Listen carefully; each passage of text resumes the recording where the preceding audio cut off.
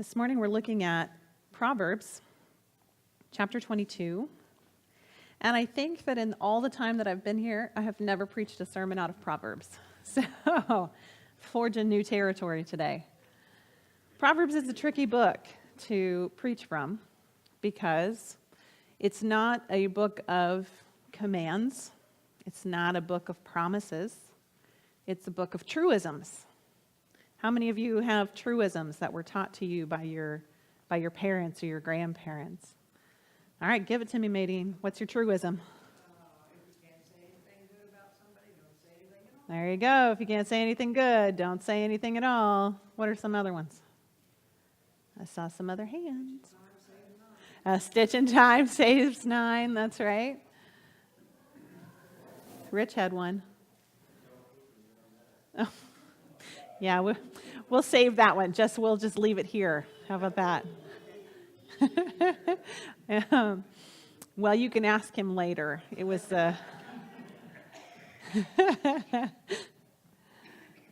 about penny saved is a penny earned? Or a bird in the hand is worth two in the bush. I don't know. I don't really have birds in my hand or in my bush. So I don't know about that. But, for somebody who's hunting, that's, if you've got one here, don't go chasing after those two over there and let this one go. Stitch in time. If you see that is starting to fray, if you can get to it and stitch it up first, well, then you'll save a bigger rip later. So they're all things that parents teach us or grandparents teach us, family teaches us, so that we can walk around in the world. Now, does a stitch in time always save nine? No. Sometimes it'll rip anyways. Sometimes you might be able to let this bird go in your hand and catch those two birds in the bush. Sometimes you might save a penny and you might come across unexpected expenses. So they're not things that are always true every time, but they are what we would call a good rule of thumb, right? A good rule of thumb. Something to help us make wise choices in our lives because they teach us about how the world usually works, right? It's better to save than to spend everything you've got. So we say, a penny saved is a penny earned. It's better to stay on top of things and catch that one stitch that's coming loose so that most of the time it'll save you trouble later. It's better to be appreciative of what you have in your hand as opposed to going off to seek things that are bigger and better most of the time. So that makes Proverbs hard to preach from because so often when we read the words that are in there, we want to make them a hard and fast rule forever, or we want to make it a promise, or we want to say, well, it said this and I did it, so why didn't that work? Well, it's a good rule of thumb, but life is still life, right? Life is still life. Well, I came across these Proverbs in Proverbs 22. I'll read the whole thing, but then we will go back and just talk about the ones that are listed in your bulletin there, 1 and 2, 8 and 9, 22 and 23.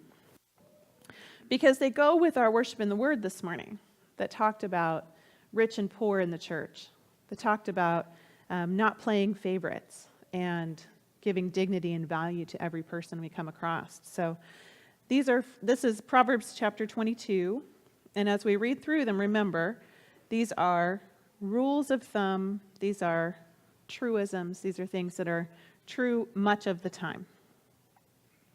A good name is more desirable than great riches. To be esteemed is better than silver or gold.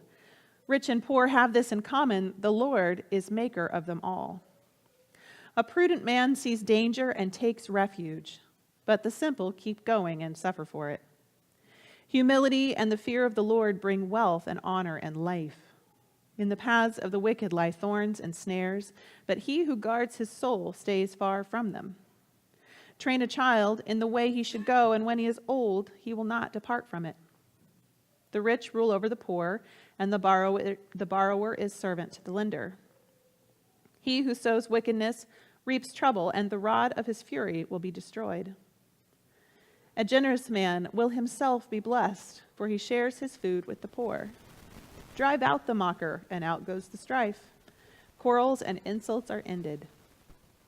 He who loves a pure heart and whose speech is gracious will have the king for his friend. The eyes of the Lord keep watch over knowledge, but he frustrates the words of the unfaithful. The sluggard says, "There's a lion outside," or "I will be murdered in the streets." The mouth of an adulteress is a deep pit. He who is under the Lord's wrath will fall into it. Folly is bound up in the heart of a child, but the rod of discipline will drive it from him. He who oppresses the poor to increase his wealth, and he who gives gifts to the rich, both come to poverty. Pay attention and listen to the sayings of the wise. Apply your heart to what I teach, for it is pleasing when you keep them in your heart and have all of them ready on your lips, so that your trust may be in the Lord. I teach you today, even you. Have I not written 30 sayings for you, counsels and knowledge, teaching you true and reliable words so that you can give sound answers to him who sent you? Do not exploit the poor because they are poor, and do not crush the needy in court, for the Lord will take up their case and will plunder those who plunder them. Do not make friends with a hot-tempered man. Do not associate with one easily angered, or you may learn his ways and get yourself ensnared. Do not be a man who strikes his hand in pledge or puts up security for debts. If you lack the means to pay, your very bed will be snatched from under you. Do not move an ancient boundary stone set up by your forefathers. Do you see a man skilled in his work? He will serve before kings. He will not serve before obscure men. You probably heard some familiar words in there. Probably you read as we read through these, you heard some words and you went, "Yep, that's true," most of the time. Maybe you read some of these words and you thought, "Well, that's not the way I've seen it." Either way, regardless of your impression as we read through these, let's keep in mind, they're not promises, they're not true every time, but this is the way the world tends to work. And these were written by a father who wanted to, or they were compiled by a father who wanted to pass on wisdom to his son. Let's look at the first and second verses of Proverbs 22. It says, "A good name is to be chosen rather than great riches, and favor is better than silver or gold. The rich and poor have this in common: the Lord is the maker of them all." Now, I don't know about you, but when we look at the world around us, there are a lot of people who would really much rather have the riches and the status than to have a good name, to make a good name for themselves.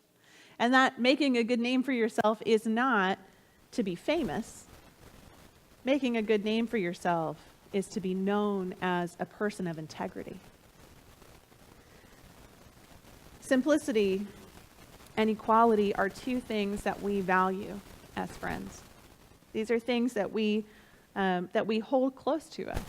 Whether we would put them in our out there as words and say simplicity and equality, they are things that we often emphasize in our teachings. They're things we emphasize in our theology and our doctrine. And they're really based on ideas that are expressed in these two proverbs. God is not evaluating you based on your wealth. It's not the biggest bank account that gets you into heaven. God evaluates us on our character. Jesus even went so far as to say that it's more difficult for a rich person to enter the kingdom of heaven. But we often feel poor, don't we? Even though we're living better than most people in the world. Our view is too small sometimes. We need to stop comparing, and start valuing ourselves, start seeing ourselves as being made in the image of God. That's a truth that runs throughout Scripture, is that God created human beings in God's very image. That means we are loved and treasured by the God who created the universe. Not based on our achievements, not based on our ability to earn, but simply based on who we are. based on who God is. Once we realize that, if we can hold on to that, if we can keep that truth with us, alive and awake in our minds, we are the richest people on earth, even if we don't have a penny to our name. A good name is to be chosen rather than riches, and favor is better than silver or gold. The rich and poor have this in common. The Lord is the maker of them all. Every one of us bears the image and the likeness of God, stamped on our very souls. Let's look down at verses 8 and 9. It says, "Whoever sows injustice will reap calamity. The rod of anger will fall. Those who are generous are blessed, for they share their bread with the poor. Whoever sows injustice will reap calamity." It's a truism, but it doesn't always happen that way, does it? Sometimes we look around in the world and, like the psalmist in another place, we say, "Look at those wicked people." They're achieving everything. They're getting everything. They're living such easy lives. But we know that this is not true forever, because all of us have the same end. Not one person can ever gain enough wealth to live forever. And even if their life goes well here and now, there will come a day where they will be held to account. I don't know anyone who on their deathbed said, "If I could have just made a little more money, if I could have just had a little more wealth, if I could have just been a little more rich." Peace, as we've talked about before, peace is something that is more than just stifling conflict. Peace is a wholeness that takes away the need for conflict. If you have plenty, and if you know that you have plenty, it doesn't matter if some is lost. You can share generously. When you believe you don't have enough, even if you are rich, the smallest amount pinches. This is one factor that can lead to injustice, is this mindset of scarcity. If I don't believe I have enough, I start devising ways to get what you have and make it mine. The end of that path is destruction. It's destruction, whether it shows from this level or not. You know, when we look at people who have a lot of money, who have a lot of wealth, who have a lot of fame, how long do their relationships last? How long before they're splashed over the tabloid headings that something terrible has gone wrong and that they are no longer in a relationship with the person they were in a relationship with? Whether that's a romantic partnership, whether that's a feud between siblings, whether that's a feud between parent and child. When we focus on wealth, when we focus on our own possessions, the end of that path is destruction, because it destroys our relationships. But service to our fellow human beings teaches us to let go. When we are generous, we're blessed, not because we'll somehow magically gain more. This is not a give a little bit and get a whole lot kind of sermon. But when we give, we're blessed because we are holding more loosely to the things that are in our possession. When we are generous, we are blessed because we begin to realize the true value of the resources that we have.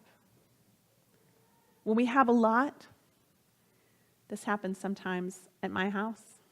When we have a lot of something, it's really easily disregarded. Right? When my kids have a lot of toys, how many of them do they play with? The top 5, right? Whatever's on the top of the pile, that's what gets played with. When I have clothes in my closet that stuff it from end to end, How many clothes do I wear? The top 5, right? When my cupboards are full of food, what do we eat? The top 5. And sometimes we waste.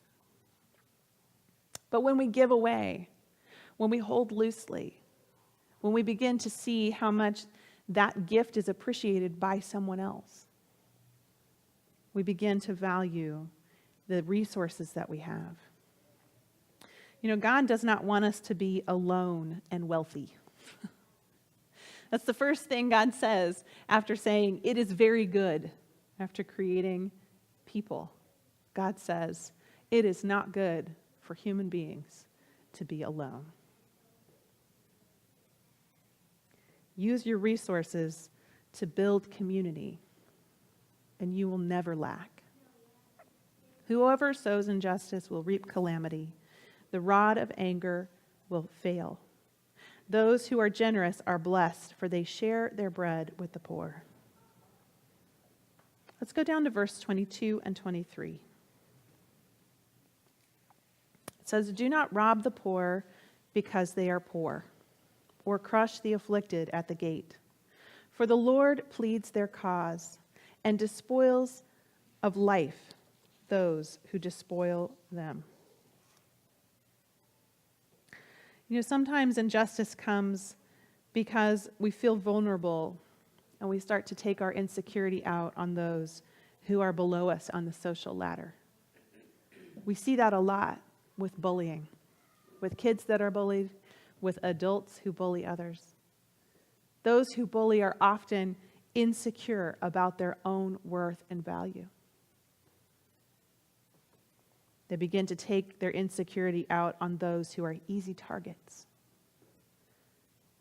Instead of viewing those who are less, who have less, as people loved by God, they're described as bottom dwellers, bums, welfare queens, and they're despised. But you know, every one of those people is a human being, created in the image of God, greatly beloved and worthy in God's sight of self-sacrifice on their behalf. Taking shots at easy targets who can't defend themselves is inexcusable. Whether we're children, bullying others in school, or whether we're adults, bullying others in the world. It's inexcusable when we eat more than we need, live in houses that are bigger than what we require, houses that are climate controlled, warm in the winter, cool in the summer. When we drive cars embarrassingly short distances, I'm guilty of that, and live in every way comfortable lives, it's inexcusable to denigrate those who have less. There's no reason for it. We must begin to see not only ourselves as divinely loved and place our worth and value in that identity as dearly loved children, we must also see other people, all other people, as divine image bearers. Because we can be sure of this, God will plead their case. And I don't know about you, I don't want to be on the other side of that argument. Rich or poor, high or low in status, we are creations made with love. We are cherished in the heart of our Creator, and we need to begin to live into that truth. We need to learn to value our possessions less and our existence more. We need to begin to cherish the existence of others over our possessions as well. Everything we have comes as a gift from God. We proclaim it every time we take an offering. Everything we have is a gift from God. And we will be held accountable for how we use those gifts. Will we use our resources to serve others, to build community, to build relationships, to build others up? Or will we use our resources to build up our own fragile egos? Will we use what we have to promote the reign of God in the earth? Or will we try to build our own kingdoms? I hope that we will choose to live in simplicity, choose to live in peace and integrity, in community and equality, and in service to others. And so doing, may we proclaim that our God reigns, not just on Sunday mornings, not just in our 15-minute devotional window, but reigns in every part of our lives. Let's close our worship this morning.